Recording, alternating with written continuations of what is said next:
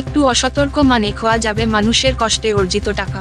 সাবধান ও সচেতন থাকতে হবে ঠকবাজ প্রতারকদের কাছ থেকে মানুষজনদের। আমরা মহিলারা কি পাড়ার লোকে আমরা সব তো সচেতন থাকতে হবে, এটা যাতে না হয় আমরা সেদিকে মানে লক্ষ্য রাখতে হবে যাতে আর না হয়। এটা তো ভাওতাবাজি, ইমিটেশন একটা সিটি গোল্ড নিয়ে মানুষের বাড়ি বাড়ি টাউনে ঘুরে ঘুরে টাকা ব্যবসা করে কি গো, এটা তো হয় না, ঠিক আছে।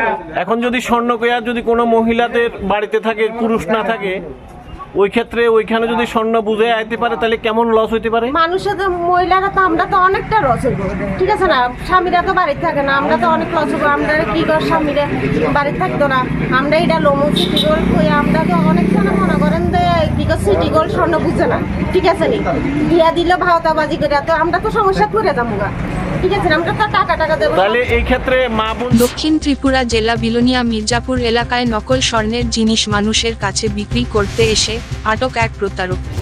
ছেলে একটা ছেলে একটা মঙ্গলসূত্র আর একটা চেইন নিয়ে আসে আয় বিক্রি করিব আপনার কাছে? হ্যাঁ, আমার কাছে। আচ্ছা, তাহলে ঠিক আছে, বিক্রি করলে বনকে দোয়ানো যাইতে হইব। যা এটা সব কিছু দেখি যদি 1 নম্বর হইলে লমন আইলে লইতাম না। স্বর্ণ জিনিসটা নিয়ে এসে? হ্যাঁ। আচ্ছা, ওই বনকে দোয়ানো গেছে আর এই দোয়ানো গেছে আর এরা থানা ঢুকা দিতে লাগিয়ে 3 দিন আগে বলে এই দোয়ানো যাইলে করছে। মানে এর আগে ওই দোকানে গেছিল? যাই হাতে আরে হালাইতে বনকে দোয়ান তো বাকি চলে গিয়েছে। কোনখানে? স্বরূপানন্দ। আচ্ছা, মানে ওই ঠকবাজ প্রতারককে এলাকাবাসীরা আটক করে পুলিশকে খবর দেয়। পরে প্রতারককে এলাকাবাসীরা তুলে দিল পুলিশের হাতে। প্রতারকের নাম আশিস সাহা, বাড়ি আগরতলা সিদ্ধিআশ্রম সন্তনগর এলাকায়। অভিযুক্ত প্রতারক আশিস সাহা সংবাদ মাধ্যমের প্রতিনিধির ক্যামেরার সামনে সাফাই গাইলেন এ বিষয়ে সে কিছুই জানে না। সিটি গোল্ড চেইন এইটা নাকি তার শাশুড়ি মায়ের পুরানো স্বর্ণ। বন্ধক রেখে টাকা নেওয়ার জন্য সে এসেছে বিলোনিয়া মির্জাপুর এলাকার ননী গোপাল সাহা নামে এক ব্যক্তির কাছে ভজন দাস নামে এক ব্যক্তির মারফতে। ননী গোপাল সাহা প্রথমত মঙ্গলসূত্র হার দেখে স্বর্ণ ভেবেছিল, এরপরই সন্দেহ হওয়াতে তিনি জিনিসগুলো জুয়েলারি দোকানে নিয়ে দেখানোর পর সন্দেহ সত্যি হলো জিনিসগুলো স্বর্ণের নয়, সিটি গোল্ডের। আগে থাকতাম হ্যাঁ, হোটেল ইন্ডাস্ট্রিতে কাজ করতাম। আচ্ছা,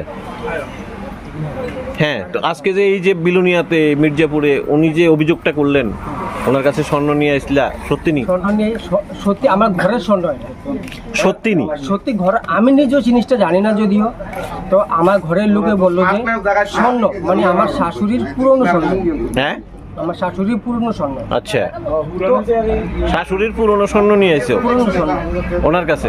ওনার কাছে। উনি কি মানে ওনার কাছে কেমনে আছে? ওনার চিনোনি? আমি নিয়ে আইছি ভজন সাহা করে একজন আছে না তোমার আপনার বিএমসিতে কাজ করে, ভজন সাহা, হ্যাঁ উনি। হ্যাঁ, উনি আমাকে নিয়ে আইছে, আমিও তার কাকাটা চিনি না।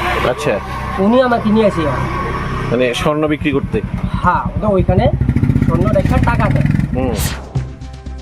জানা যায় 3 দিন আগেও কয়েকটি জুয়েলারি দোকানে নকল স্বর্ণের জিনিসগুলো প্রতারক আশিস সাহা নিয়ে গিয়েছিল বিক্রি করার জন্য, কিন্তু সেই যাত্রায় প্রতারক আশিস সাহা বেঁচে গেলেও এবার আর তার শেষ রক্ষা হলো না।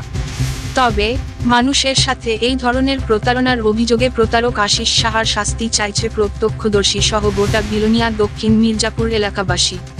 ত্রিপুরা থেকে বিক্রম কর্মকারের রিপোর্ট, জেলার বার্তা।